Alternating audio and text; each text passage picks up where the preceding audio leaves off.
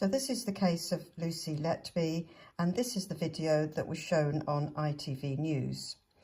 This video is very important because it was used as part of the prosecution in the retard trial.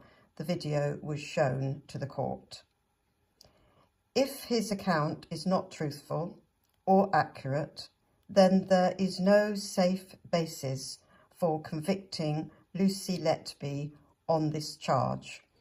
That is the charge of attempted murder for child K.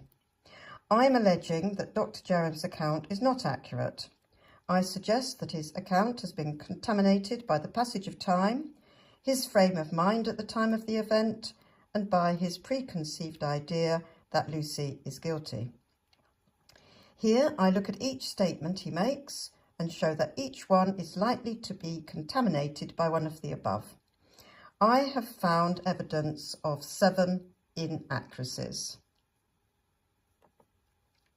So first, the facts.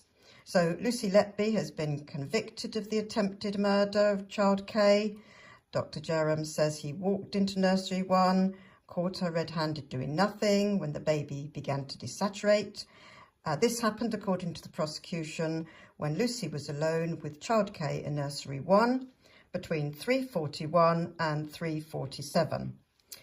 I'm going to use court evidence to show that Lucy Letby could not have been alone with child K at any time between 3:41 and 3:47, and that Dr Jayaram's account is inaccurate. So this is just briefly agreed evidence. This is very important to note that there were 2 nurses on duty in nursery 1 where child K was, and that's Joanne Williams and Caroline Oakley. And these are the basic important times. 3:40, Caroline Oakley enters the unit. 3:41, Dr Jayaram is on his phone, and while he's on his phone, Joanne Williams left the unit. And at 3:41, this is agreed evidence, Caroline Oakley, Lucy Letby, Valerie Thomas, Sophie Ellis, Dr Jayaram were all on duty on the neonatal unit. And Lucy Letby was the designated nurse for 2 babies in nursery 2. Valerie Thomas and Sophie Ellis were the designated nurses for babies in nursery 3 and 4. So it's easier to show it on the map, as a lot of people have found this very confusing, and obviously the jury must have done. So at 3:35, Caroline Oakley and Valerie Thomas are out of the unit. And at this time, 3:35, before anything happens at all, we've got Sophie Ellis, Lucy Letby, Dr Jayaram, he's at the nurse's station, and we've got child K here. And Joanne Williams is looking after her there. And, of course, there's 2 other babies that Joanne Williams is looking after. Now let's come on to what the prosecution was saying. At 3:40, Caroline Oakley and Valerie Thomas enter.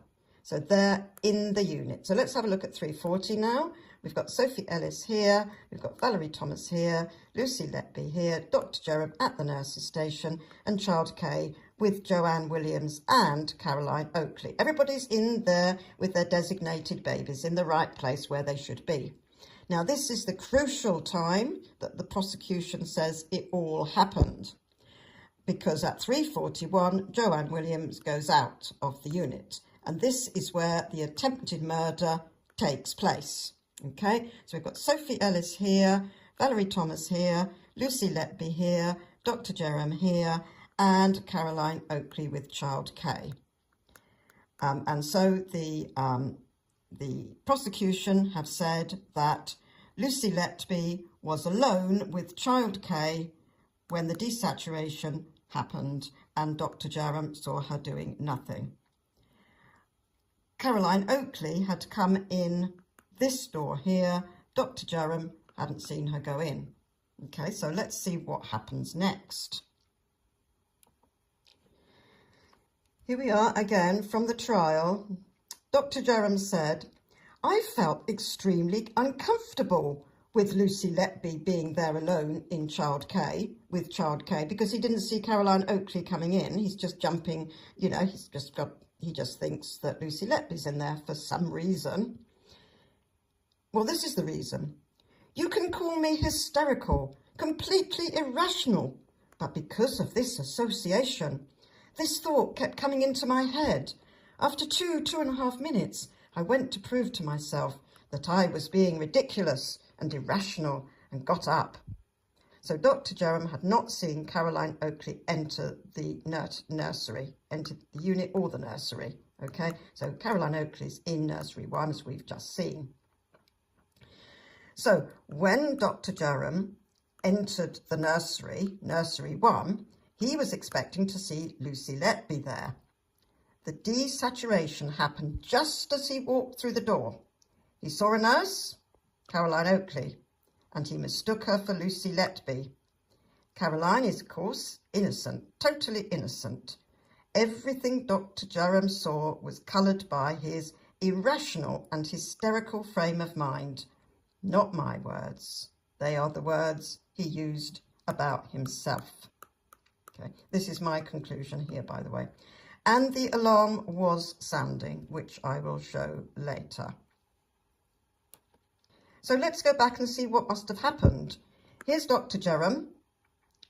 He knows that Joanne Williams has gone out. He didn't see Caroline Oakley come in, and so he's here.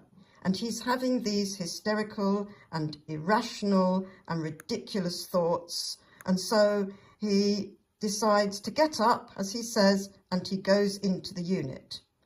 As he goes into the unit, unfortunately, that's the very moment that child K desaturates. I don't know, the jury were told, but I don't know which of these 4 incubators it was.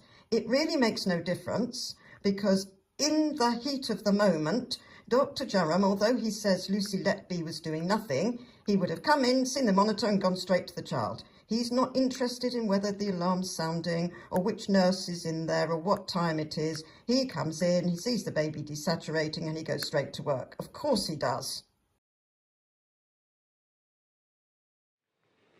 In our judgment, it is of some significance that the critical issue for the jury was whether they were sure of the evidence of Dr. Jayaram.